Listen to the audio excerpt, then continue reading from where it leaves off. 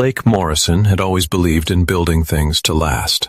As a 34-year-old structural engineer, he approached life the same way he approached bridges and skyscrapers, with careful planning, solid foundations, and unwavering integrity.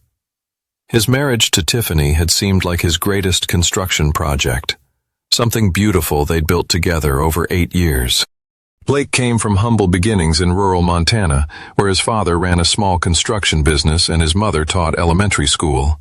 He'd earned his engineering degree through scholarships and back-breaking summer jobs, never taking a handout he hadn't earned. That work ethic had served him well in Denver, where he'd risen to senior engineer at Pinnacle Design Group, overseeing major infrastructure projects across the Rocky Mountain region. Tiffany, on the other hand, had grown up in Denver's affluent Cherry Hills Village. Her father, Gerald, owned 3 successful car dealerships, and her mother, Donna, had never worked a day in her life. They'd met at a charity gala where Blake's firm was being honored for their pro bono work on a community center. Tiffany had been drawn to his quiet confidence and genuine nature, qualities that seemed exotic in her world of trust fund babies and social climbers. Their daughter Emma, now 6 years old, was the light of Blake's life. With her father's dark hair and serious brown eyes, she was precocious and kind, showing early signs of inheriting Blake's analytical mind. Blake had been looking forward to this business trip to Portland, knowing he'd return home to Emma's excited chatter about first grade and Tiffany's plans for their upcoming anniversary. The project in Portland had wrapped up ahead of schedule, a rare stroke of luck that allowed Blake to catch an earlier flight home. He'd planned to surprise Tiffany and Emma, maybe take them out for dinner at that Italian place Emma loved. The house was quiet when he entered through the garage, his rolling suitcase echoing in the marble foyer that had been Tiffany's first renovation demand after they'd bought the house. "Tiffany, Emma, I'm home," Blake called out, setting down his briefcase. The sound that reached him from upstairs made his blood freeze. It was Emma crying, not the dramatic wails of a tantrum, but the broken, defeated sobs of a child whose spirit was being crushed. Blake took the stairs 3 at a time, following the sound to the master bathroom. What he found there would replay in his mind like a nightmare for months to come. Emma, his brilliant, beautiful daughter, was on her hands and knees scrubbing the toilet bowl. She wore a pink apron that someone had written on with a cross and permanent marker. Toilet water and cleaning chemicals had splashed on her school clothes and in her hair. Standing behind her was Tiffany, arms crossed and smirking. Gerald sat on the bathroom's reading chair, his belly hanging over his belt as he nursed a beer. Donna leaned against the doorframe, filing her nails with practiced indifference. "Please, Mommy, I'm sorry about the cookie," Emma hiccuped through her tears. "I was just hungry." "Sorry doesn't fix anything," Tiffany snapped. "You need to learn there are consequences for taking what isn't yours." Gerald's gruff laugh filled the bathroom. "Might as well get used to cleaning, little girl. You're not smart enough for anything else. Being a maid suits your future just fine." The rage that filled Blake was unlike anything he'd ever experienced. It started in his chest like molten steel and spread through his entire body. But Blake Morrison was a man of control, a man who calculated every move. Instead of exploding, he became perfectly, dangerously calm. "Emma, come here," he said quietly from the doorway. Her head snapped toward him, and Emma's face lit up through her tears. "Daddy!" She scrambled to her feet, nearly slipping on the wet floor. Blake knelt and opened his arms, catching her as she ran to him. He could smell the harsh cleaning products in her hair, see the red marks on her knees from the hard tile floor. Something fundamental shifted inside him. A foundation that had been solid for 34 years suddenly cracked beyond repair. "We're leaving," Blake said, lifting Emma into his arms. His voice carried the authority of a man who'd commanded construction crews and boardrooms, but now it held something darker. "Blake, don't be ridiculous," Tiffany said with a nervous laugh. "She stole a cookie. She needed to learn." "We're leaving," Blake repeated, turning toward the door. "Now." He carried Emma to her room, grabbing her favorite stuffed elephant and a few changes of clothes. He could hear Tiffany's heels clicking behind him on the hardwood, her voice rising in pitch as she demanded explanations he wouldn't give. Blake, you're overreacting. My parents were just trying to help with discipline while you were gone. Emma needs structure. Blake stopped at the top of the stairs and turned to face his wife. For 8 years, he'd looked at her with love, with hope, with the satisfaction of a man who'd built something worthwhile. Now he saw something else entirely. Weakness, cruelty, and a kind of petty evil that had been hidden beneath surface beauty. If you ever, Blake said quietly, if any of you ever touch my daughter again, you'll regret it for the rest of your very short lives. Gerald appeared in the hallway, his face red with indignation.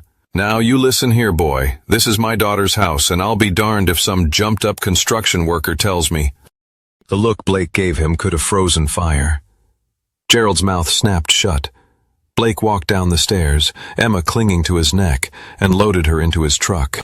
As he backed out of the driveway, Blake could see Tiffany standing in the doorway, her parents flanking her. They looked confused, as if they couldn't understand why anyone would object to their treatment of a 6-year-old child. That night, in a hotel room downtown, Blake held Emma as she finally fell asleep. He stared at the ceiling, replaying the scene over and over in his mind. But it wasn't just anger he felt anymore. It was clarity. The marriage he'd thought was solid had been built on rotten foundations. The woman he'd loved had revealed herself to be someone he didn't know at all. Blake Morrison was a man who built things to last. But he was also a man who knew when something was beyond repair, when it needed to be torn down completely before something better could be built in its place. He'd spent 8 years building a life with Tiffany. Now, he wondered how long it would take to dismantle it completely. 3 weeks after leaving the house in Cherry Hills Village, Blake had established a new routine that centered entirely around Emma's well-being. They'd moved into a furnished apartment in Lodo, close enough to Emma's school that she could maintain some stability while everything else in her life was shifting. Blake had taken a temporary leave of absence from Pinnacle Design, using accumulated vacation time while he figured out his next moves. His boss, Tony Castanos, had been surprisingly understanding when Blake explained he was dealing with family issues. Tony was a family man himself, and he'd worked with Blake long enough to know that if Blake Morrison said he needed time, there was a very good reason.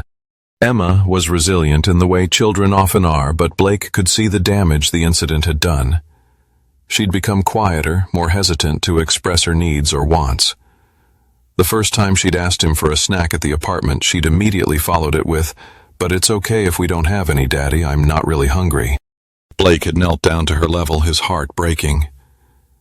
"Emma, sweetheart, you can always tell me when you're hungry. You never have to ask permission to eat in our home. This is our safe place." The apartment was sparse but comfortable. Blake had let Emma choose the decorations for her room. She'd picked out purple curtains and a lamp shaped like a unicorn. Small things, but Blake knew that giving her choices was important after she'd been powerless in that bathroom. While Emma was at school, Blake had begun the methodical process of untangling his life from Tiffany's. Their bank accounts, credit cards, the house, Emma's custody arrangements, everything needed to be addressed. But Blake was approaching it like an engineering project, carefully analyzing each component before making his moves. He'd also hired a private investigator. Rodriguez Investigations wasn't much to look at, but Blake didn't care about appearances. He needed answers. A cramped office above a pawn shop in 5 Points, furnished with second-hand furniture and degrees on the wall that could have been bought online. But Miguel Rodriguez came highly recommended by Tony's divorce attorney, and when Blake sat across from the former cop's scarred desk, he found himself face to face with a man who understood that sometimes you needed to know exactly what you were dealing with before you could figure out how to handle it. "I need to know everything about my wife," Blake had told Rodriguez during their first meeting. "Her daily routine, where she goes, who she sees, who she talks to, everything." Rodriguez had studied Blake with dark eyes that made him wonder if he was asking too much. "Mr. Morrison, I have to ask, are you planning to hurt anyone? Because if you are, this conversation ends now, and I never met you." "I'm not planning to hurt anyone," Blake had replied. It was technically true. He wasn't planning to hurt anyone who didn't deserve the consequences of their actions. Rodriguez had quoted his fee, reasonable for what Blake was asking, and they'd shaken hands. "I'll have a preliminary report in a week," Rodriguez had said. "Fair warning, sometimes people don't like what they find out." "I'm past worrying about what I like," Blake had replied. That had been 2 weeks ago.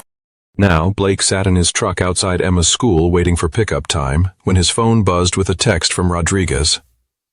"Report ready. Can you meet today?" Blake texted back. "After 4 p.m., my daughter needs to be somewhere safe." Rodriguez's office felt even smaller the second time around. The investigator sat behind his desk with a manila folder that looked disappointingly thin. Blake had been expecting something thicker, more comprehensive. "Before I show you this," Rodriguez said, "I want you to understand that what you do with this information is your choice. I'm just the messenger." Blake nodded. "Show me." Rodriguez opened the folder and pulled out a series of photographs. The first few were innocent enough. Tiffany at the grocery store, at her yoga class, having lunch with girlfriends at the country club. Blake recognized the routine. It was the same life she'd been living when they were together. Then Rodriguez laid out the next series of photos. Tiffany entering a hotel downtown, Tiffany in the hotel bar, sitting close to a man Blake didn't recognize, Tiffany kissing that same man in the hotel parking garage, Tiffany leaving the hotel 3 hours later, her hair disheveled and her dress wrinkled. Blake stared at the photos with the same clinical detachment he used when analyzing structural failures. He felt something inside him shift and settle like a building finding its center of gravity after an earthquake. "How long?" Blake asked. "Based on what I could confirm, at least 6 months," Rodriguez said. "Probably longer. The hotel staff knows them as regulars. They have a standing reservation every Tuesday and Thursday afternoon." Blake picked up one of the photos, a clear shot of Tiffany and her lover walking hand in hand toward the hotel entrance. The man was tall, athletic, probably in his early 30s. He had the kind of easy confidence that came from never having to work for anything. "Who is he?" Blake asked. Rodriguez consulted his notes. "Rick Valdez, 29 years old, personal trainer at an upscale gym in Cherry Hills. Divorced, no kids, lives in a condo his ex-wife's settlement payments can't quite cover. He's got a reputation around town, specializes in bored housewives with money to burn." Blake set the photo down carefully. "What else?" "Your wife's been more active than just the affair. She's been talking to a divorce attorney, Patricia Henley, one of the most expensive in the city, based on her search history that I was able to access through the private investigator she hired to follow you. She's been planning this for months. She's building a case for full custody of your daughter and maximum alimony." Rodriguez pulled out another document. "She's also been documenting things to paint you as an unfit father. Late nights at work, business trips, that incident where you took Emma from the house. She's spinning it as you being unstable and potentially dangerous." Blake absorbed this information as if he were reading engineering specifications. Every detail mattered. Every fact was a piece of the foundation he was building for what came next. "There's more," Rodriguez continued. "Her parents are involved. Gerald's been bragging at his country club about how they're going to take that boy for everything he's worth. They've been telling people you abandoned your family, that you're having some kind of breakdown." Blake looked up from the photos. "They think they've already won. From where I sit, they think you're just going to roll over and accept whatever they throw at you," Rodriguez said. "They think because you came from nothing and they've got money and connections, you'll fold."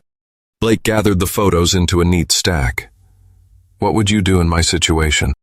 Rodriguez leaned back in his chair. "Me? I'd make sure they understood that just because someone's quiet doesn't mean they're weak. But I'd be smart about it. These people have money and lawyers and connections. You go at them head on, you'll lose." Blake stood up, tucking the folder under his arm. "How much do I owe you for the continuing surveillance?" "You want me to keep watching?" "I want you to watch everything," Blake said. "Every move they make, every conversation they have, every person they talk to. I want to know their routines, their habits, their weaknesses, all of them." Rodriguez quoted a number that would have made Blake wince a month ago. Now it just seemed like a reasonable investment. "And Mr. Rodriguez, Blake paused at the door. "I need you to look into Rick Valdez more carefully. His background, his history, his habits. I want to know what kind of man my wife chose over me." Rodriguez nodded, jotting down notes as Blake exited, his mind already churning with the next steps. That evening, after Emma had gone to bed, Blake sat at his kitchen table with the photos spread out in front of him. For 8 years, he had built his life around the idea that Tiffany was the woman he'd married, that their family was worth protecting and nurturing.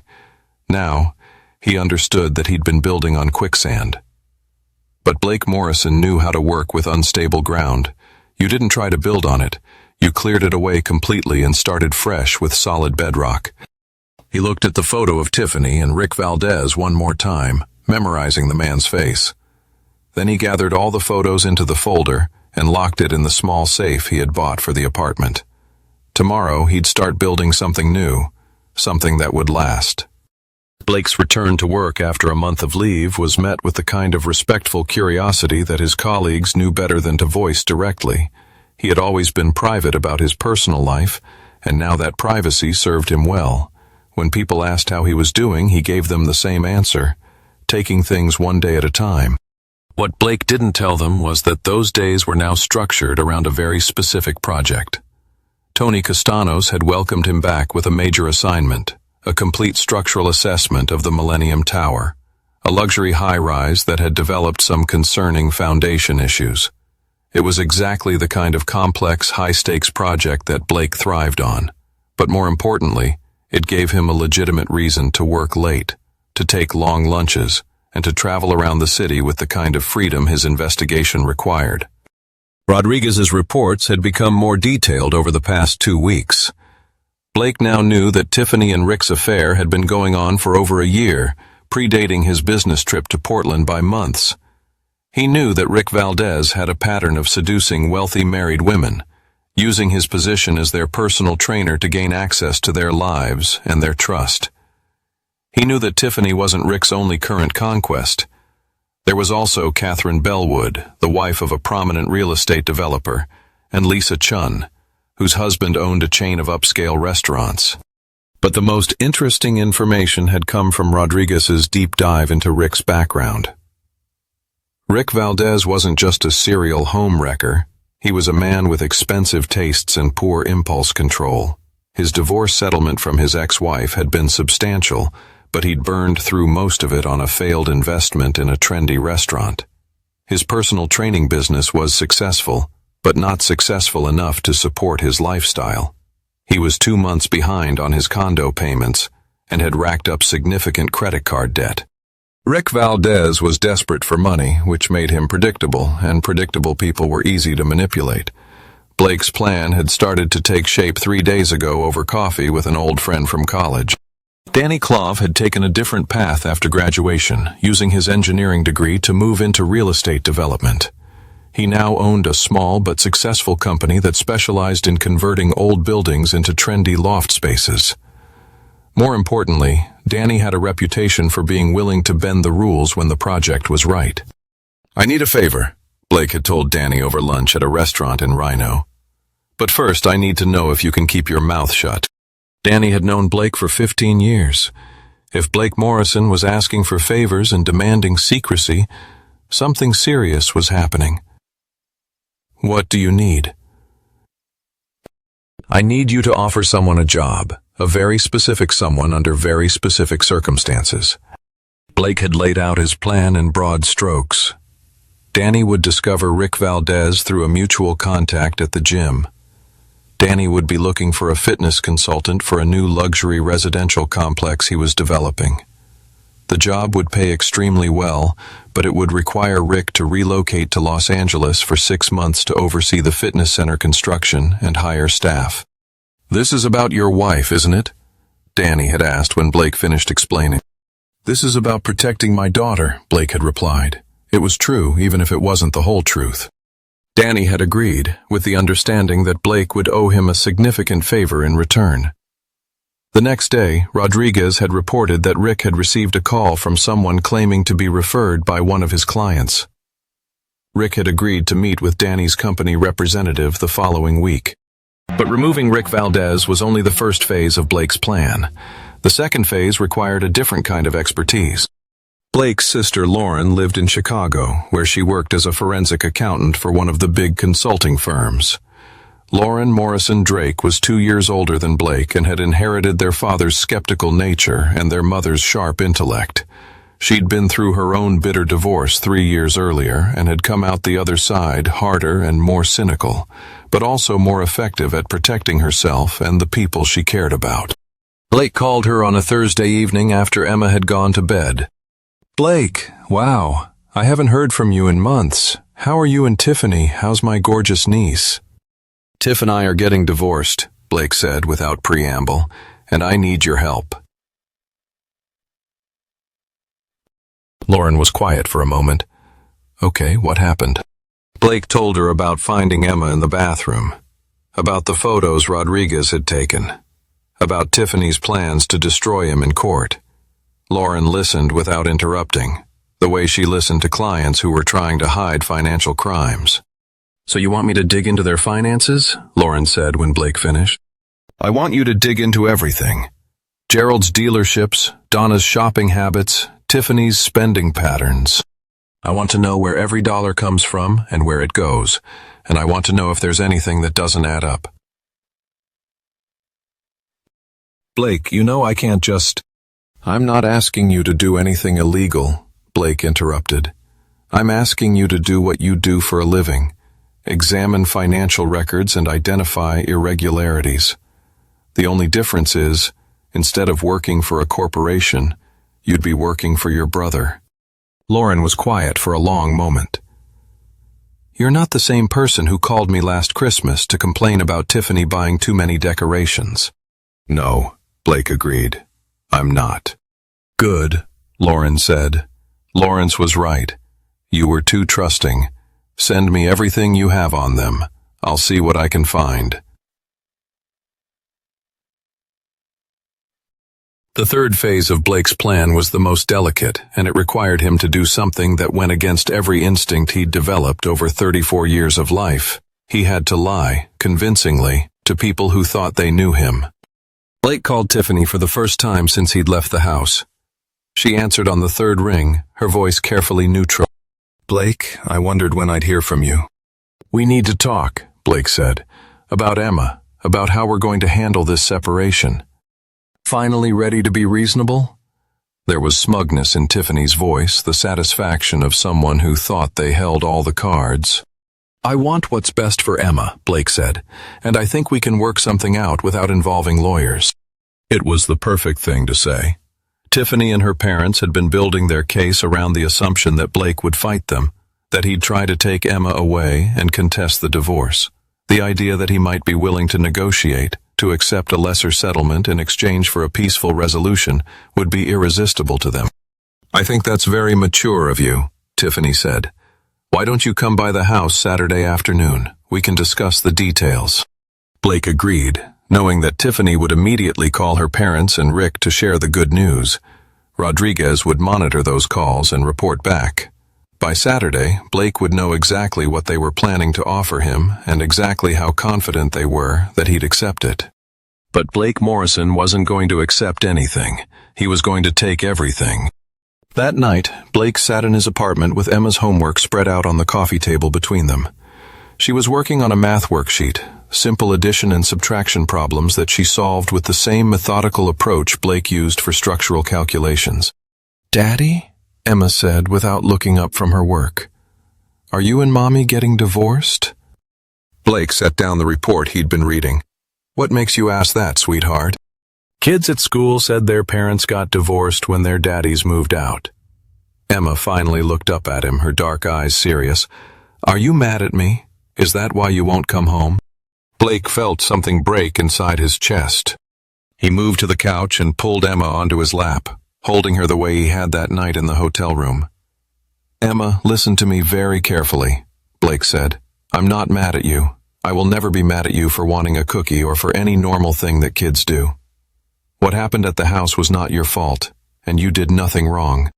But Mommy said—" "Mommy was wrong," Blake said firmly. "And Grandpa Gerald was wrong.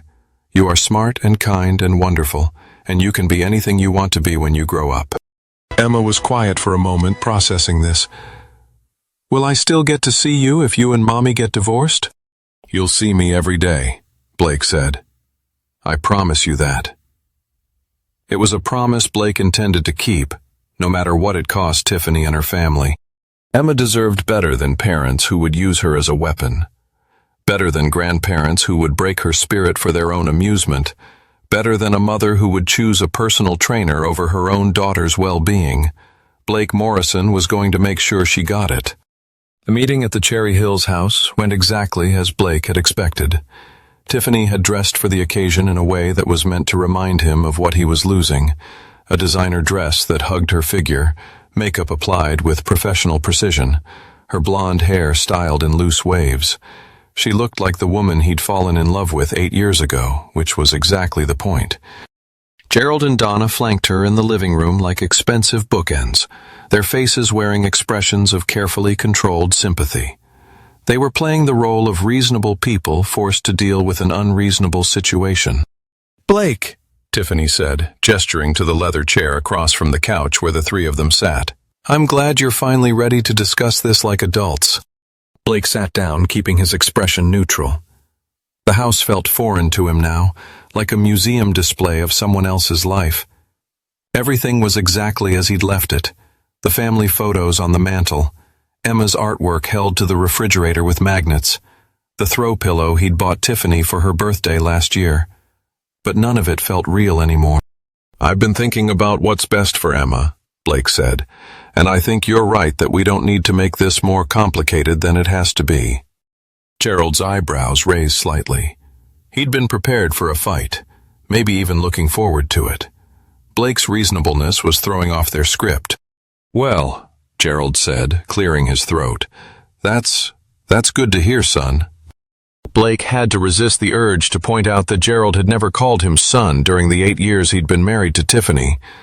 But playing his role required him to accept the olive branch, however insincere. "I know Emma needs stability," Blake continued, "and this house is her home. I don't want to disrupt her life any more than necessary." Tiffany leaned forward slightly, scenting victory. "Exactly. And while this is difficult for all of us, I think we can work out an arrangement that everyone can live with," Tiffany said. For the next hour, they laid out their terms with the kind of careful magnanimity that barely concealed their satisfaction. Blake would get Emma every other weekend and 1 evening per week. He would pay child support based on his current salary plus alimony that would allow Tiffany to maintain her lifestyle. He would sign over his interest in the house and take responsibility for half the marital debt. It was, Blake realized, almost exactly what Rodriguez had predicted they would offer. They'd calculated the minimum they could give him while still appearing reasonable to a divorce court judge. "I think these terms are fair," Donna said when Tiffany finished outlining their proposal, "considering the circumstances." "What circumstances?" Blake asked mildly. Gerald and Tiffany exchanged a glance. "Well," Gerald said, "your episode when you took Emma from the house, that kind of instability is concerning when it comes to custody arrangements." Blake nodded thoughtfully. "I can see how you might view it that way." "We're not trying to punish you, Blake," Tiffany said, reaching across the coffee table to touch his hand. "We're just trying to protect Emma. And honestly, with your work schedule, every other weekend is probably all the time you'd have for her anyway." Blake looked down at Tiffany's hand on his. Her engagement ring caught the afternoon light streaming through the windows. The same ring he'd bought with money saved from 2 years of working double shifts, back when he'd believed their future was worth sacrificing for. "I'll need to think about it," Blake said. "Talk it over with Emma, maybe consult with a lawyer just to make sure I understand everything." "Of course," Tiffany said quickly. "Take your time. But Blake, I hope you understand that the longer this drags out, the harder it gets for everyone, especially Emma." The implied threat was subtle but clear. The longer Blake resisted, the more difficult they would make things for him, and they were confident they had all the leverage. Blake left the house with their written proposal and a timeline for his response. They wanted an answer within 2 weeks. which would allow them to file the paperwork before the holidays. A Christmas divorce wrapped up with a neat bow. What they didn't know was that while they'd been delivering their ultimatum, Blake's own plan had been advancing on multiple fronts. Danny Clove's company had made Rick Valdez an offer he couldn't refuse, a 6-figure consulting contract that would solve all his financial problems while getting him out of Denver for 6 months. Rick had accepted immediately, probably seeing it as a chance to start fresh in Los Angeles while keeping his options open in Denver. Lauren had completed her preliminary financial analysis of Gerald's businesses and found some interesting irregularities in the dealership's books. Nothing illegal, necessarily, but several transactions suggested Gerald was more creative with his tax obligations than the IRS might appreciate. More importantly, she traced Tiffany's recent spending patterns and discovered that someone had been very generous with cash gifts that exactly matched the amount Rick had been paying toward his back rent. But the most significant development had come from Rodriguez's surveillance. Rick Valdez wasn't planning to go to Los Angeles alone. He'd asked Tiffany to come with him, at least for the first month, to help him get settled. Tiffany had agreed, apparently seeing it as a romantic adventure. She'd already arranged for Emma to stay with Gerald and Donna while she was gone, telling them she needed time to find herself after the stress of the separation. Blake now had everything he needed for the next phase of his plan. That evening, while Emma worked on a puzzle at the coffee table, Blake called his own lawyer for the first time since Rodriguez had started his investigation. Patricia Chin wasn't the most expensive divorce attorney in Denver, but she was arguably the most effective. She'd built her reputation on meticulous preparation and an aggressive approach that caught opposing counsel off guard. Blake had chosen her specifically because she was everything Tiffany's lawyer wasn't: hungry, thorough, and completely without sentiment. "Mr. Morrison," Patricia said when Blake reached her office line, "I was wondering when I'd hear from you. Word gets around in legal circles when someone hires Miguel Rodriguez. I assume that means you know why I'm calling. I assume it means you're ready to stop playing defense and start playing offense," Patricia replied. "Are you prepared to win, Mr. Morrison? Because if you're looking for an amicable settlement, you don't need me." Blake thought about Emma on her knees in that bathroom, about Tiffany's smug confidence this afternoon, about Gerald's casual cruelty toward a 6-year-old child. "I'm prepared to win," Blake said. "Good. My office tomorrow at 9. Bring everything: financial records, Rodriguez's reports, any communications you've had with your wife since the separation. And Mr. Morrison, from this point forward, you don't talk to your wife or her family without me present. They think they're dealing with the same man who let them walk all over him for 8 years. Time to show them how wrong they are." Blake hung up and looked over at Emma, who had successfully completed her puzzle. A picture of a castle with tall towers and strong walls. "Look, Daddy," Emma said proudly. "I built a castle." "It's beautiful, sweetheart," Blake said. "A castle needs strong foundations to protect the people inside."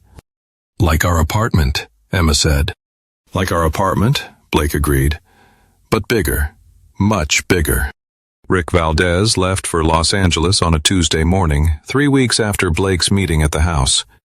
Rodriguez documented his departure from DIA with the kind of thoroughness that Blake had come to appreciate.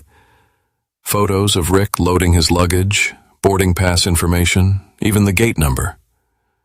Within 6 hours, Rick was in California, beginning his new job in the next chapter of his carefully orchestrated destruction. Blake received the confirmation text from Rodriguez while he was reviewing structural calculations for the Millennium Tower project. It was fitting, Blake thought, that he was analyzing foundation problems while putting the finishing touches on his own plan to bring down Tiffany's world. The timing was crucial. Tiffany would be joining Rick in Los Angeles in 10 days, ostensibly for a 3-week soul-searching trip that would help her process the divorce. She'd already arranged for Emma to stay with Gerald and Donna, who had embraced their role as the long-suffering grandparents forced to clean up their daughter's messy life. What Tiffany didn't know was that Blake had been documenting every aspect of her abandonment of Emma. Every dinner she'd missed to meet Rick, every school event she'd skipped to spend time at the hotel, every conversation where she'd prioritized her affair over her daughter's needs. Rodriguez's surveillance had captured it all, creating a comprehensive record of a mother who had already checked out of her child's life months before the separation. Lauren's financial investigation had also borne fruit. Gerald's creative accounting practices weren't just morally questionable, they were potentially criminal. Lauren had identified a pattern of cash transactions that suggested he was skimming money from the dealerships to avoid taxes. It wasn't enough to put him in prison, but it was more than enough to trigger an IRS audit that would cost him hundreds of thousands in penalties and legal fees. But Blake's most devastating discovery had come from an unexpected source.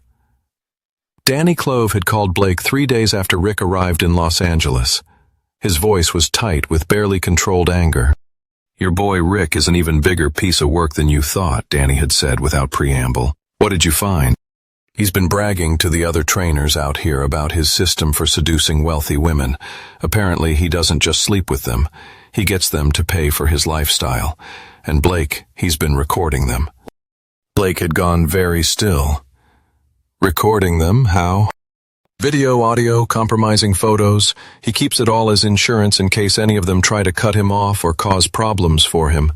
One of the trainers here used to work with him in Denver. Guy says Rick's got material on at least a dozen women, including your wife." Blake needed to get his hands on that material before Rick realized his comfortable situation in Denver was about to disappear permanently. That evening, Blake had dinner with Emma at their favorite pizza place. She'd been quieter than usual lately, asking fewer questions about when they might go back to the house or see Mommy. Blake wasn't sure if she was adjusting to their new life or just learning not to hope for things that wouldn't happen. "Daddy," Emma said, picking pepperoni off her slice and eating them one by one. Jessica at school said her daddy has a new house and her mommy has a new house, and she gets to choose which one she wants to live in. Blake set down his own slice. "Is that something you'd want, sweetheart?" To choose. Emma considered this with the seriousness she brought to all difficult questions. "I want to live with you," she said finally, "but I want Mommy to be happy too. Is that okay?" Blake felt his heart break a little bit more.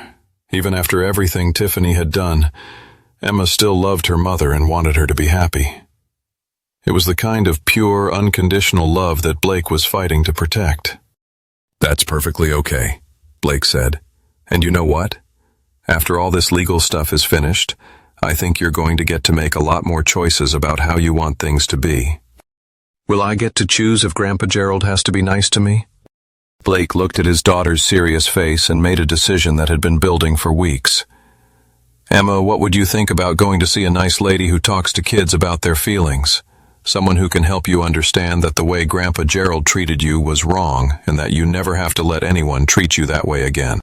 Emma perked up slightly. "Like a feelings doctor?" "Exactly like a feelings doctor." Blake had already researched child psychologists who specialized in emotional abuse cases. Dr. Sarah Winters had 20 years of experience working with children who had been traumatized by family members. More importantly, she was qualified to provide expert testimony in custody cases about a child's best interests. The next morning, Blake called Dr. Winters' office and made an appointment. Then he called Patricia Chin. "It's time," Blake told his lawyer. "I want you to file for full custody of Emma, and I want you to ask for an emergency hearing." "What's changed?" Patricia asked. "Tiffany's abandoning Emma to go to California with her boyfriend. She's leaving Emma with the same people who forced her to scrub toilets as punishment for taking a cookie, and I can prove all of it." Patricia was quiet for a moment. "Blake, this is going to get ugly. They're going to fight back hard, and they're going to try to destroy you in the process." "Let them try," Blake said. "I'm not the same man they think they're dealing with." "No," Patricia agreed. "You're not. I'll file the paperwork this afternoon." Blake ended the call, feeling a new sense of resolve settle over him. Blake spent the rest of the day at work trying to focus on structural load calculations while his phone buzzed with updates from Rodriguez. Tiffany had received the custody papers at 3:47 p.m., served by a process server who had waited for her at the yoga studio. She'd immediately called her lawyer, then her parents, then Rick in Los Angeles. Gerald had arrived at the house within an hour, his face purple with rage. Through their contacts at the courthouse, Patricia had learned that Tiffany's legal team was scrambling to prepare a response. They'd assumed Blake would stick to their agreed timeline, giving them weeks to prepare their case. Instead, they had 48 hours to explain to a judge why a mother should be allowed to abandon her 6-year-old daughter to pursue an affair in another state. Blake picked up Emma from school as usual, maintaining their routine even as everything else fell apart around them. She chatted about her day, about the book they were reading in class, about the art project they'd started in the morning. Normal, beautiful 6-year-old concerns that reminded Blake why he was fighting so hard. That evening, after Emma had gone to bed, Blake sat in his apartment with Rodriguez's final report spread out on the coffee table. Photos, financial records, phone records, hotel receipts, travel confirmations, everything that documented Tiffany's affair and her neglect of Emma. Everything that proved Gerald and Donna were unfit to care for a child they'd already traumatized once. Blake's phone rang at 11:43 p.m. Tiffany's name appeared on the screen, and for a moment, Blake considered letting it go to voicemail, but curiosity got the better of him. Blake.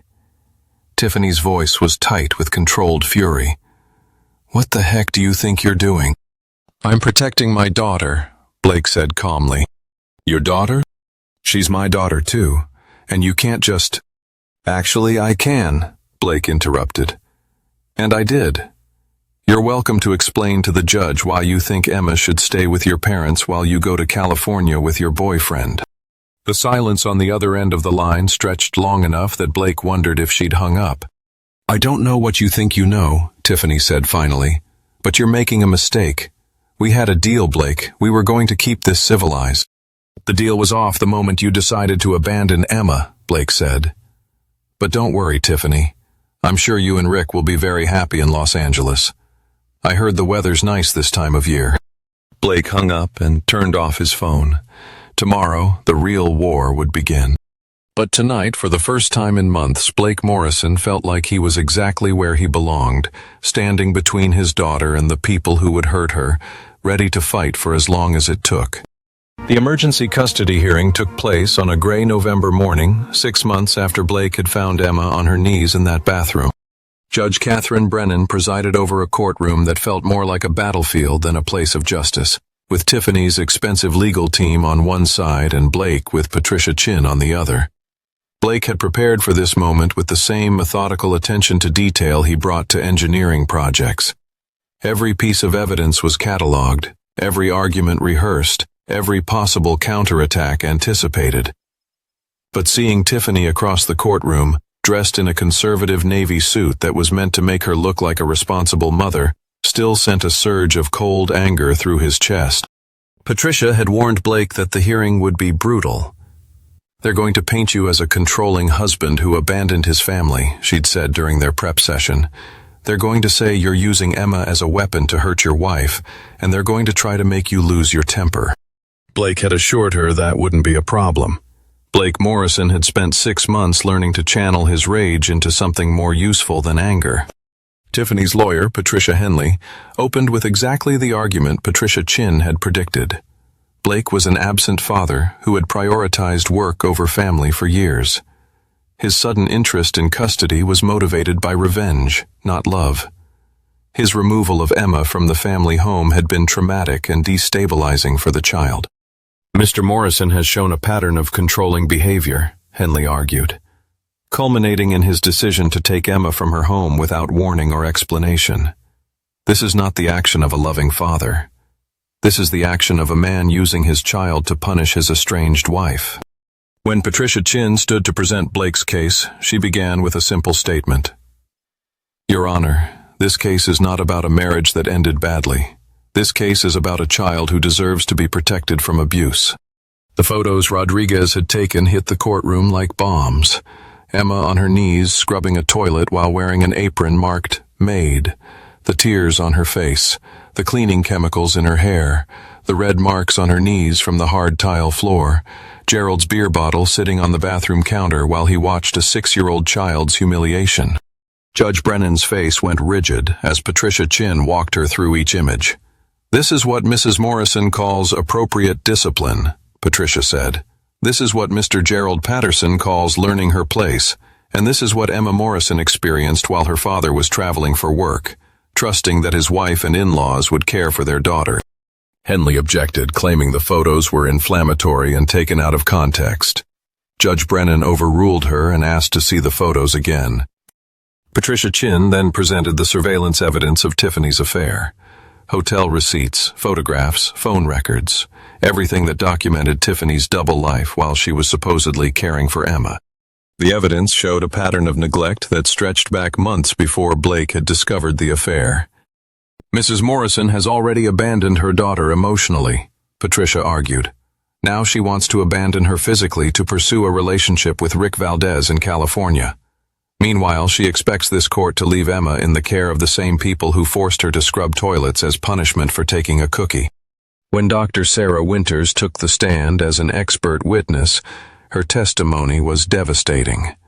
She had interviewed Emma extensively over the past month, documenting the psychological impact of the bathroom incident and Gerald's verbal abuse. "Emma exhibits classic signs of trauma from emotional abuse," Dr. Winters testified. "She's developed anxiety around expressing normal childhood needs, particularly around food. She repeatedly asked me if she was stupid and whether her father would get tired of her and leave her with her grandparents. In my professional opinion, placing Emma back in the care of Gerald and Donna Patterson would be actively harmful to her psychological development." Henley tried to cross-examine Dr. Winters, suggesting that Blake had coached Emma or influenced her statements. Dr. Winters calmly explained that children Emma's age cannot fabricate the kind of detailed, consistent trauma responses she had documented. By the time Blake took the stand, Tiffany's case was already crumbling, but Patricia Chin wasn't finished. "Mr. Morrison, in your opinion, what kind of mother abandons her 6-year-old daughter to pursue an affair in another state?" "Objection," Henley called out. "Calls for speculation." "I'll rephrase," Patricia said smoothly. "Mr. Morrison, are you prepared to provide Emma with a stable home environment?" "Yes," Blake said. "Emma and I have established a routine that prioritizes her emotional and physical well-being. She's thriving in our current living situation." "And are you willing to facilitate a relationship between Emma and her mother, assuming appropriate safeguards are in place?" Blake looked directly at Tiffany when he answered.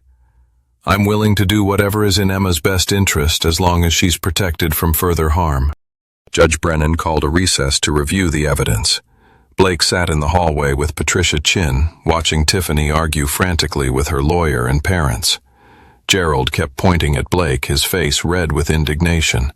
Donna dabbed at her eyes with a tissue, playing the role of the grieving grandmother. "How do you think it went?" Blake asked Patricia. "I think they're finished," Patricia replied with professional satisfaction. "But the real question is whether they're smart enough to know it." When court reconvened, Judge Brennan delivered her ruling with the kind of controlled anger that suggested she'd seen too many cases like this one. "This court finds that Emma Morrison has been subjected to emotional abuse by her maternal grandparents and that her mother has demonstrated a pattern of neglect and poor judgment that makes her unfit for primary custody at this time." Blake felt something loosen in his chest, a tension he'd been carrying for 6 months. Full custody is awarded to Blake Morrison with supervised visitation for Tiffany Morrison pending completion of parenting classes and psychological evaluation. Gerald and Donna Patterson are barred from unsupervised contact with Emma Morrison until further order of this court. Tiffany's sob echoed through the courtroom, but Blake felt no satisfaction. This wasn't victory. This was just the first step in protecting Emma from people who should have loved her unconditionally. The real celebration, Blake decided, would come later. 3 weeks later, Blake and Emma sat at the head table during Thanksgiving dinner at Blake's sister Lauren's house in Chicago. Emma wore a purple dress she'd picked out herself and chattered happily with her cousins about school, books, and the new unicorn backpack Blake had bought her. It was Emma who first noticed the news alert on Lauren's phone. "Daddy, why is Grandpa Gerald on TV?" Blake looked over at the phone screen where a local Denver news reporter was standing in front of Gerald Patterson's flagship dealership. The banner at the bottom of the screen read, Local businessman faces tax evasion charges. Lauren turned up the volume as the reporter explained that Gerald Patterson had been arrested that morning on charges of tax evasion and fraud. The IRS investigation had uncovered a systematic pattern of unreported income spanning nearly a decade. If convicted, Patterson faced up to 20 years in federal prison and millions in fines and penalties. Blake pulled out his own phone and found a text from Rodriguez. Rick Valdez arrested in L.A. yesterday. Multiple counts of extortion and blackmail. Turns out several of his victims decided to press charges after his insurance files were turned over to police. Thought you'd want to know. Blake smiled and put his phone away. Rick's arrest would hit the news in Denver within a few days, along with details about his relationship with multiple married women, including Tiffany.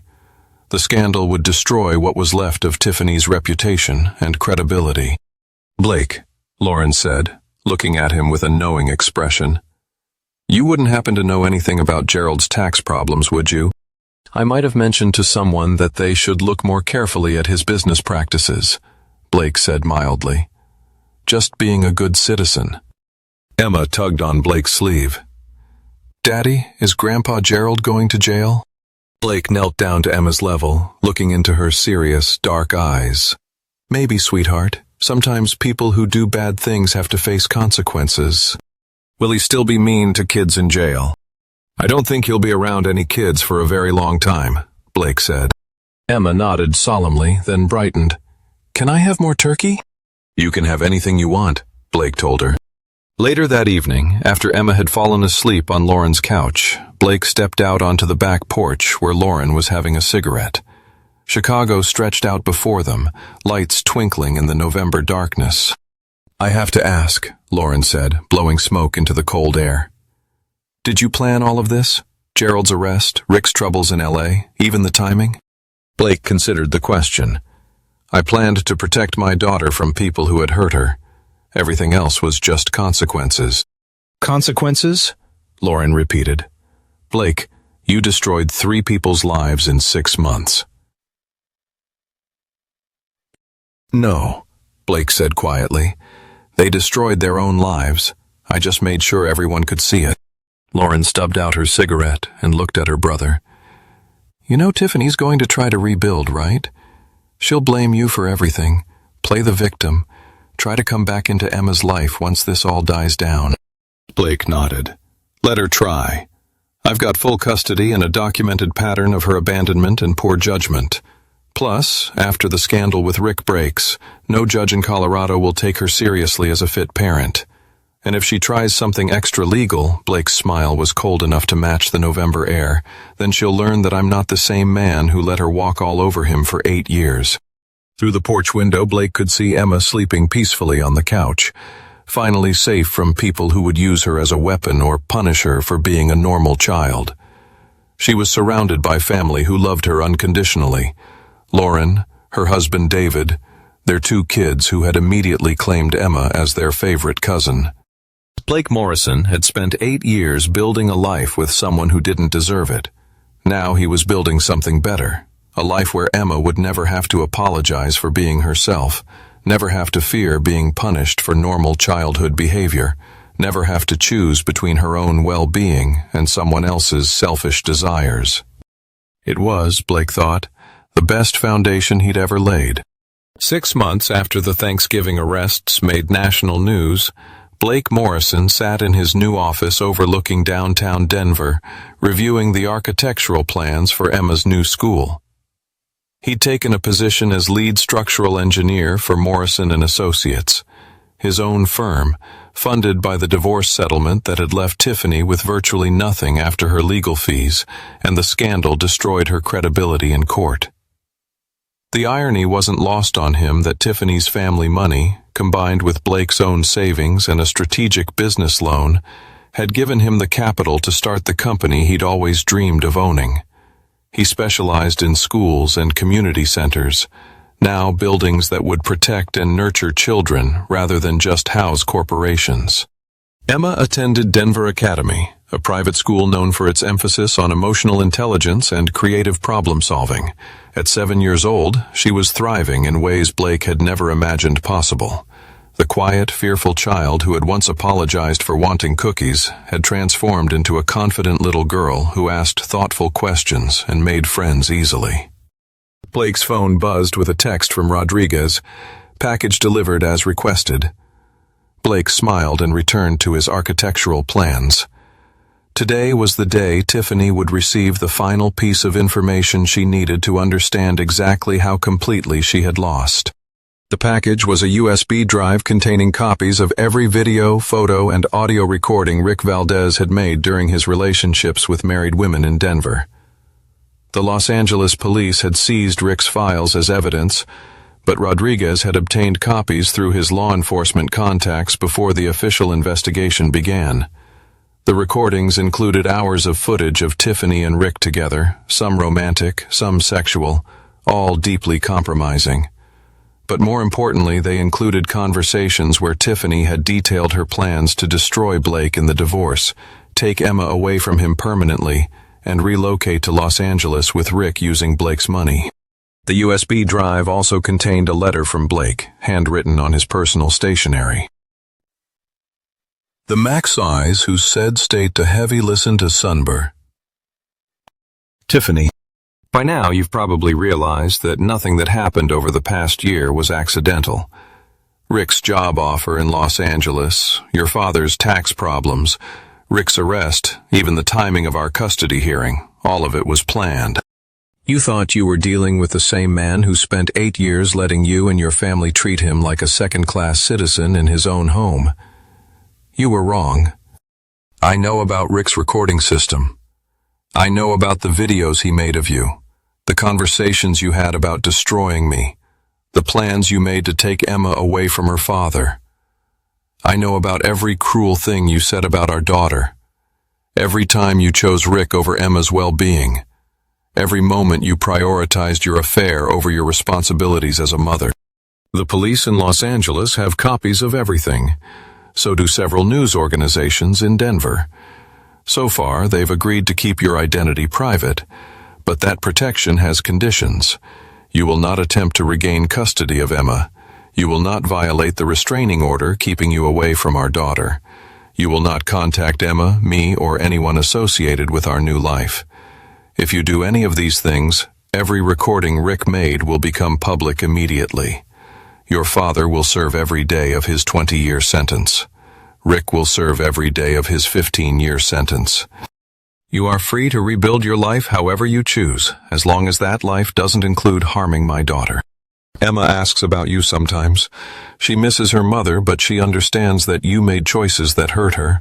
She's a resilient little girl, and she's healing every day. I hope that one day you'll find the strength to be the mother she deserves. But until then, stay away from us. For your sake and for hers. Blake. Mine was caused. Blake set down the letter feeling a sense of finality. He had done everything he could to protect Emma and ensure that Tiffany could never hurt her again. Now it was time to move forward and focus on building a brighter future for his daughter. I'd tell her that you're sick and getting help, which is more kindness than you showed her when you forced her to scrub toilets for taking a cookie. Maybe someday you'll actually become the kind of person who deserves a relationship with her. But that day is not today, and it won't be tomorrow. I hope you learned something from all of this. I hope you understand that actions have consequences, even when those consequences are delayed. I hope you realize that the man you married was capable of much more than you ever imagined. But mostly, I hope you stay far away from my daughter and let her grow up in peace. Blake Morrison.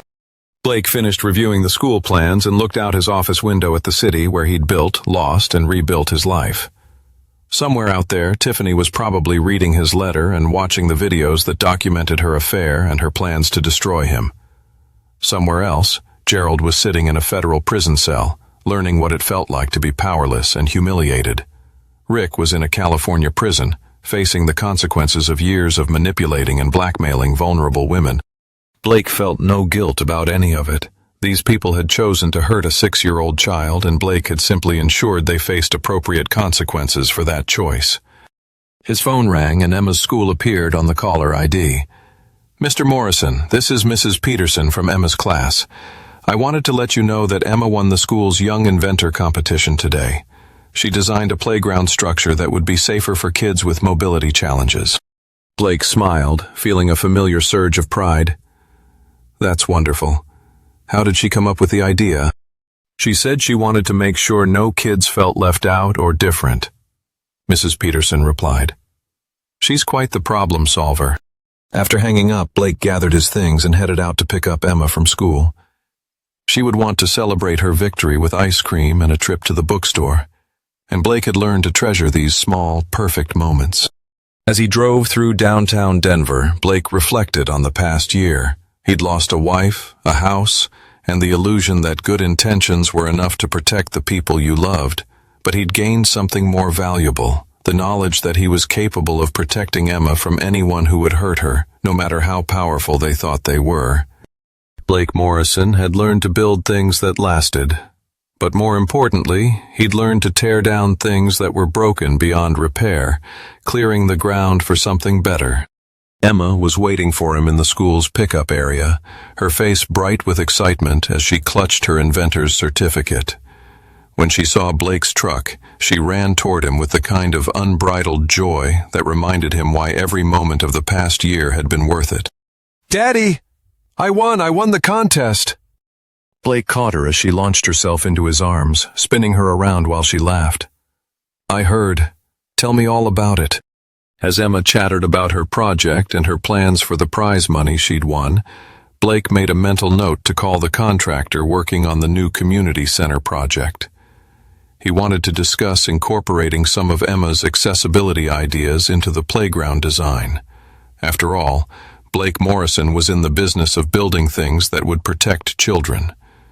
And he'd learned that sometimes the best way to build something beautiful was to first destroy everything ugly that stood in its way. 2 years after the custody hearing that changed everything, Blake Morrison stood in the lobby of the Colorado State Penitentiary, waiting for his name to be called.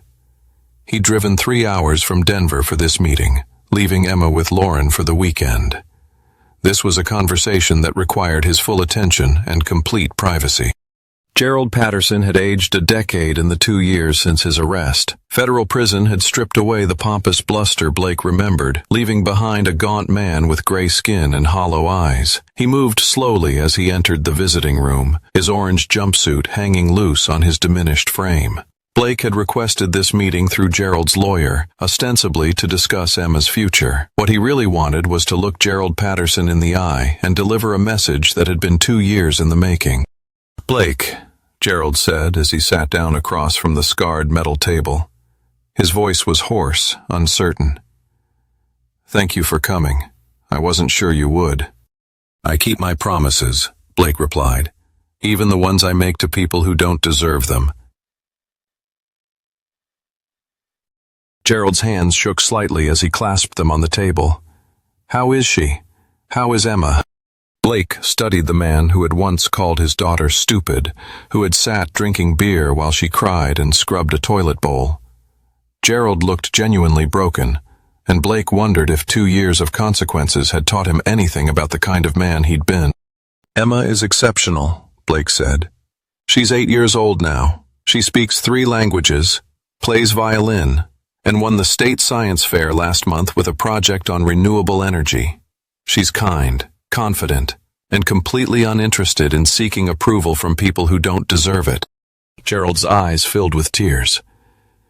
Does she ever ask about me?" Blake leaned back in his chair, considering the question. "No, she's asked about you exactly twice in 2 years. The first time I told her you were in a place where people go when they hurt children. The second time she asked if you were sorry for being mean to her. I told her I didn't know." "I am sorry," Gerald whispered. "God, Blake, I'm so sorry. I never meant—" "You meant every word," Blake interrupted. "You meant every cruel thing you said to a 6-year-old child. You meant to break her spirit because it made you feel powerful. Don't insult my intelligence by pretending otherwise." Gerald flinched as if Blake had struck him. "Please, I know I was wrong. I know I hurt her, but she's my granddaughter and She's not your granddaughter, Blake said quietly. Grandfathers protect their grandchildren. Grandfathers make them feel safe and loved and valued. You're just a man who shares DNA with someone I used to be married to. The silence stretched between them, broken only by the murmur of other conversations in the visiting room. Gerald wiped his eyes with the back of his hand, a gesture that made him look older and more fragile than Blake had ever seen him. "What do you want from me?" Gerald asked finally. "Nothing," Blake said. "I didn't come here because I want something from you. I came here because I wanted you to understand exactly what you lost." Blake pulled out his phone and showed Gerald a photo from Emma's birthday party the month before. Emma was laughing as she blew out the candles on her cake, surrounded by friends from school and family who loved her unconditionally. Her face was bright with happiness and confidence, the face of a child who knew she was valued and protected. "This is what Emma looks like when she's surrounded by people who love her," Blake said. "This is the joy you'll never see, the laughter you'll never hear, the love you'll never earn. Emma is going to grow up to be an extraordinary woman, and you'll never be part of that story." Gerald stared at the photo with naked longing. "Please, Blake, I'm dying in here. The doctors say I have maybe 2 years left. Couldn't I see her just once? Couldn't I try to make amends?" Blake put his phone away and stood up. "Gerald, you had 8 years to be a grandfather to Emma. 8 years to show her kindness and love and respect. Instead, you chose to be cruel. You chose to humiliate a child for your own amusement. Those choices have consequences." Blake paused at the door and looked back at the broken man in the orange jumpsuit. "Emma will live her entire life without ever thinking about you again. She'll graduate from high school, go to college, maybe get married and have children of her own. She'll build a beautiful life filled with people who love and respect her, and you'll never be part of any of it." Blake left the prison feeling lighter than he had in months. Some people might call his visit cruel, but Blake preferred to think of it as closure. Gerald Patterson would spend his remaining years understanding exactly what his cruelty had cost him, and Blake found that fitting. The drive back to Denver gave Blake time to think about the other loose ends he'd been managing. Tiffany had remarried 6 months earlier to a man named David Cho who owned a chain of dry cleaning stores in Phoenix.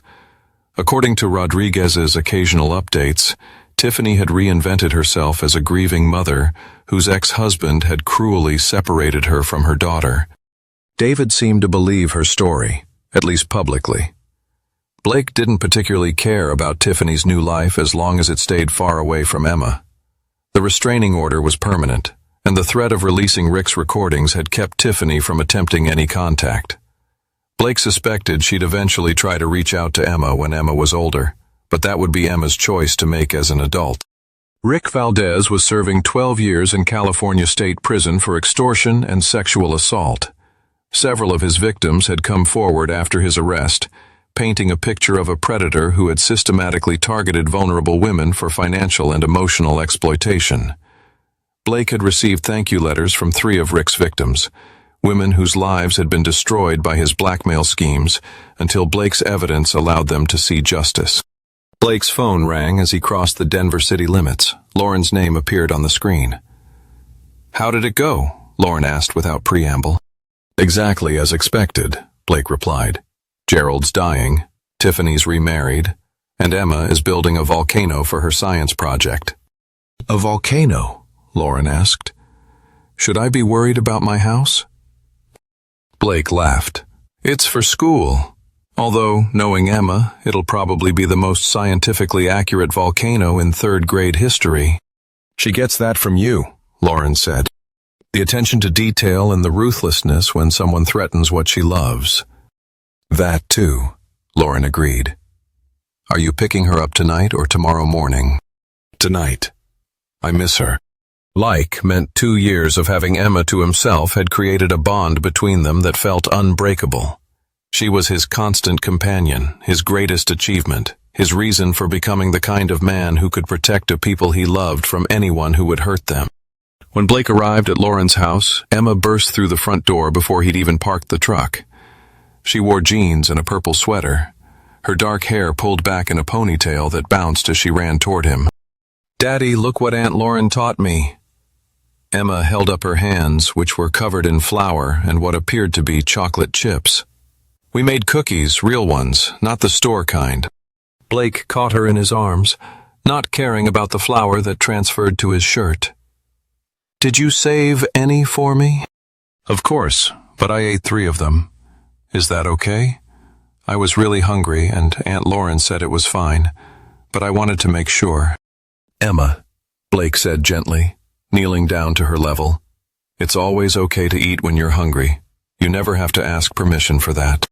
It had taken 2 years of consistent reassurance, but Emma was finally beginning to trust that her basic needs would always be met without question or punishment.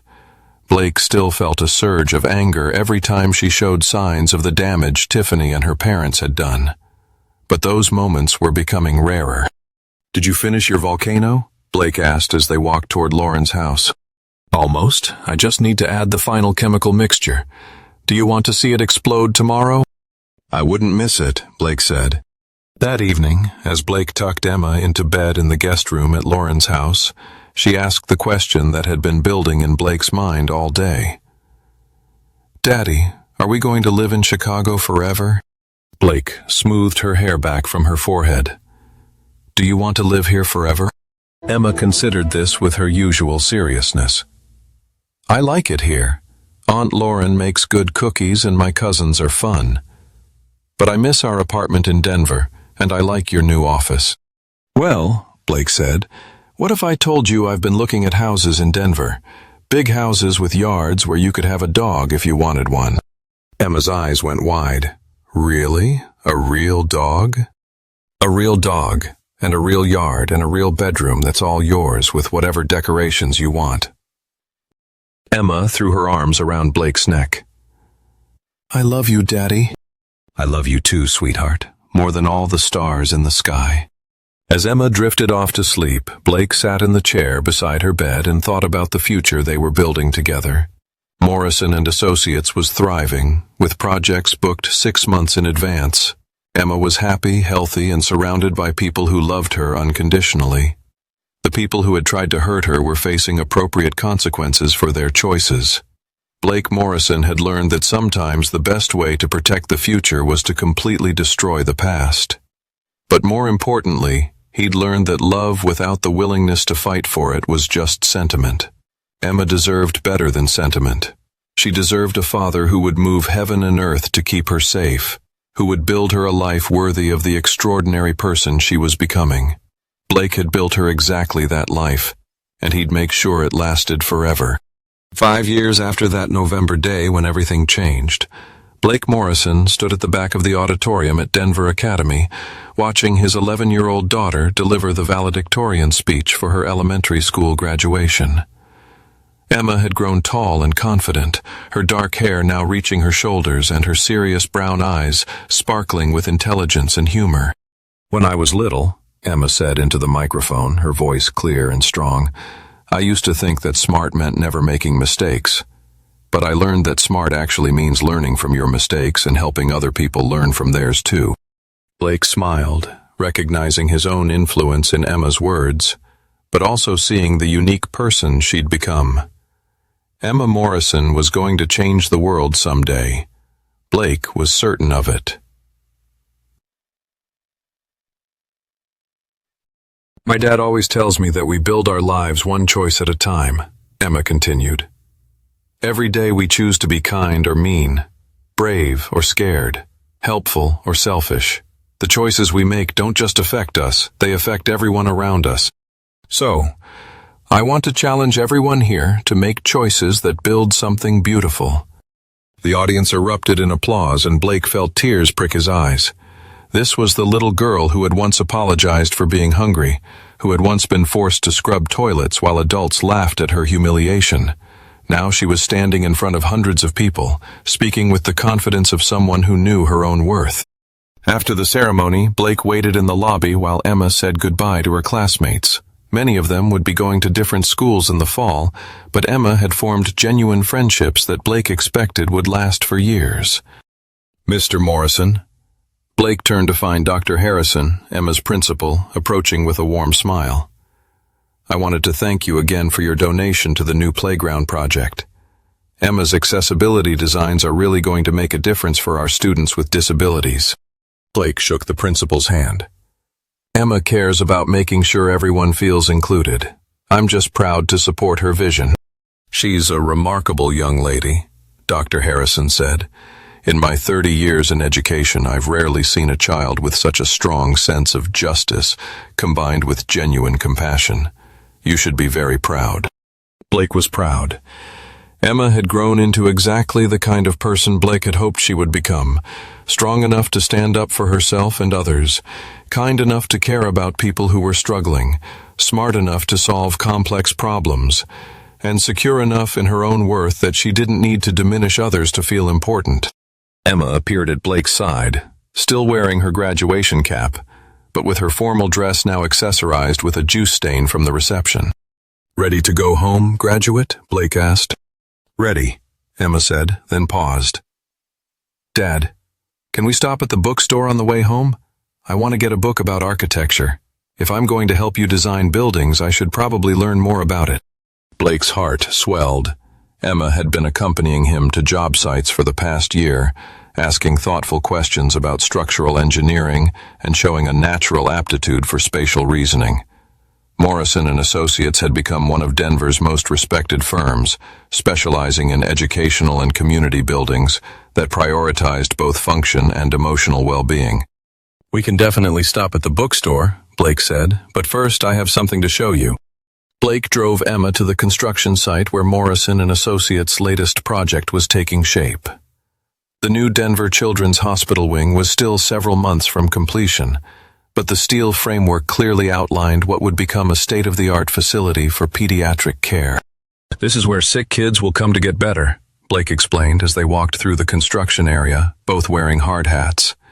Every decision we made about this building was designed to make children feel safe and hopeful. Emma studied the construction with the same intensity Blake brought to his work. The windows are really big, she observed, so kids can see the sky and feel connected to the outside world even when they have to stay in bed. Blake agreed. And the ceiling is curved instead of flat because curved ceilings feel more like being hugged than being trapped in a box. Emma nodded thoughtfully. I want to design buildings like this someday, buildings that help people instead of just containing them. Blake put his arm around Emma's shoulders as they stood looking at the emerging structure. You can design whatever kind of buildings you want. You can build hospitals or schools or houses or rocket ships. The only limit is your imagination. And my math skills, Emma added practically. You always say good engineering requires good math. Blake laughed. Your math skills are exceptional, but more importantly, your heart is exceptional. The best engineers don't just build structures that won't fall down, they build structures that make people's lives better. That evening, Blake and Emma celebrated her graduation with dinner at their favorite restaurant, followed by a movie and ice cream. It was the kind of simple, perfect day that Blake had learned to treasure. Emma chattered about her plans for middle school, her ideas for improving the hospital design, and her latest book recommendations. As they drove home through Denver's summer twilight, Emma grew quiet. Dad, she said finally, do you ever wonder what would have happened if you hadn't taken me away from the house that day? Blake considered the question carefully. Emma knew the broad outline of what had happened with Tiffany and her parents. Blake had always been honest with her in age-appropriate ways, but this was the first time she'd asked such a direct question. I think you would have found a way to survive, Blake said. You're strong and smart and good, Em. Those qualities don't disappear just because other people try to suppress them. But would I be the same person I am now? Blake pulled into their driveway and turned to look at his daughter. Maybe not exactly the same, but you'd still be you. The core of who you are, your kindness, your intelligence, your sense of justice.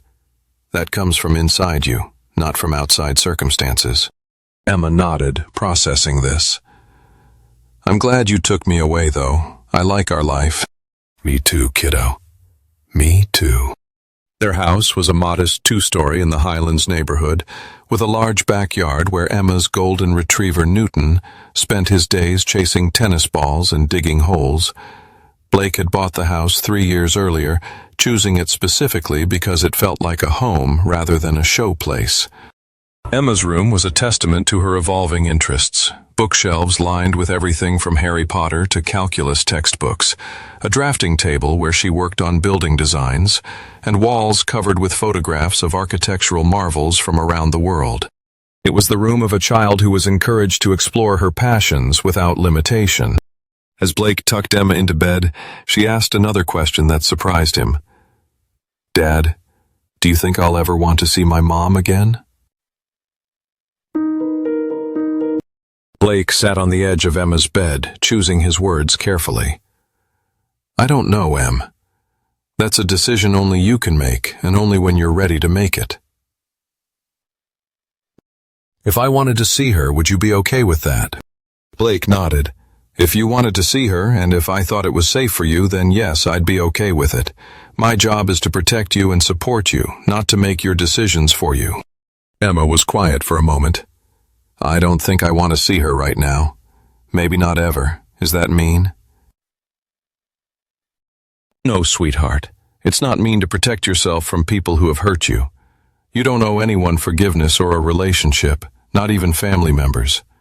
You get to choose who's in your life based on how they treat you. Like how you chose to keep me away from Grandpa Gerald." "Exactly like that." Emma smiled and settled deeper into her pillows. "I'm glad I get to choose, and I choose to stay with you."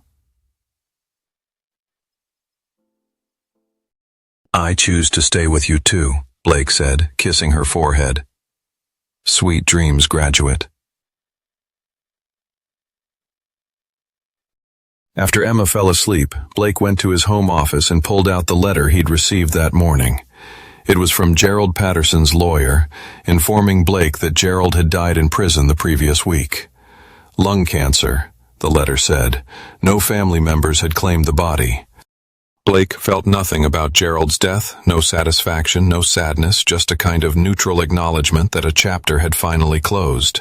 Gerald Patterson had spent his final years understanding exactly what his cruelty had cost him, and Blake considered that sufficient justice. Blake filed the letter in the folder where he kept all documentation related to Emma's early life. Court records, medical reports, photos that proved what had been done to her. Emma would have access to all of it when she was older, if she wanted it. Blake believed in transparency, even about difficult truths. Blake's phone buzzed with a text from Rodriguez. "Tiffany filed for divorce from husband number 2. Thought you should know." Blake deleted the text without responding. Tiffany's life was no longer his concern as long as she stayed away from Emma. The restraining order was still in effect, and Blake had no intention of allowing any contact until Emma was old enough to make that choice as an adult. Blake looked around his office at the architectural drawings and business plans that represented the life he'd built for himself and Emma. Morrison and Associates now employed 12 people and had projects in 3 states. More importantly, every building they designed incorporated principles of safety, accessibility, and emotional well-being. Blake Morrison had learned that sometimes the most important thing you could build wasn't a structure made of steel and concrete. It was a life of safety, compassion, and hope for those you loved, a legacy that would echo long after you were gone. It was a life made of love, protection, and unwavering commitment to the people who mattered most. Emma Morrison was 11 years old, brilliant, confident, and kind. She would grow up knowing that she was valued and protected, that her voice mattered, and that she could build anything she could imagine. She would never again have to apologize for being hungry, never have to earn love through subservience, never have to accept cruelty from people who claimed to care about her. Blake had built her exactly the life she deserved, and he'd make sure it lasted forever. Outside, Denver sparkled in the summer darkness, full of possibilities and promise. Somewhere in that city, other children were going to bed safe and loved, protected by parents who understood that love without the willingness to fight for it was just sentiment. Blake Morrison understood the difference, and Emma Morrison would grow up understanding it too. The foundation was solid. The structure would last.